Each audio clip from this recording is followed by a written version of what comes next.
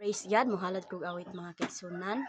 Naguluhan kinig pagmata. Ang mensahe ni alang kanatong tanan mga kaigsunan.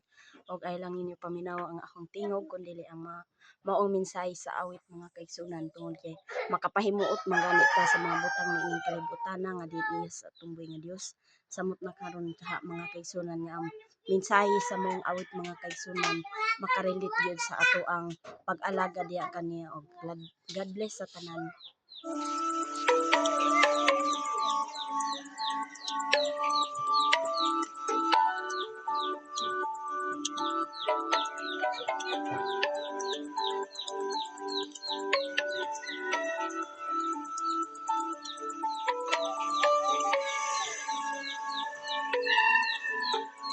Daghan na karon ang nangawala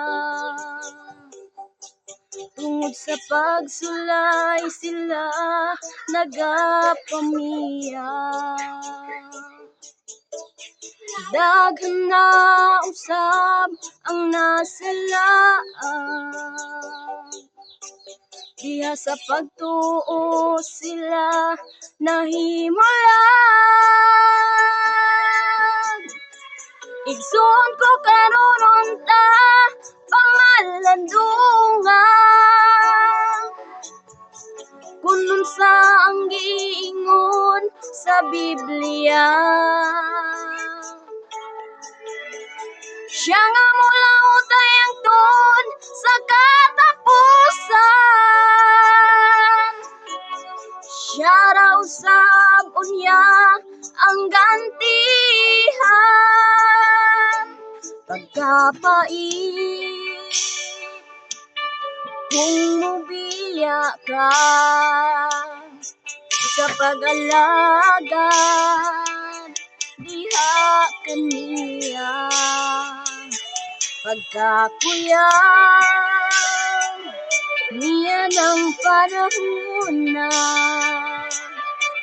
basin pagbalik niya mahabilin ka.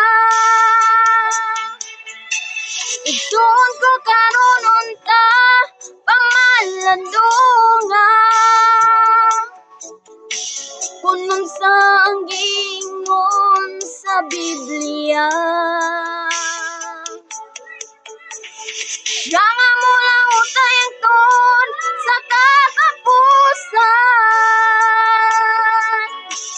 Siya raw sab unya ang gantihan. Pagkaanindot nga sudungon sa pag-alagad nagmalipayon. Problema man o mga pagsulay, pahiuman lang aron makalahutan. Igsoon ko pamatia pamalandungan samtang ang mga pulong niya madungog mo pa. Kay ang kagutmanan sa pulong mo abot man, mangita ka apan di na makaplagan. Pagmata bangon na karon, ayaw sayangin ang imong panahon. Diyain daotang mga buhat kay si Jesus kanimo nagahulat.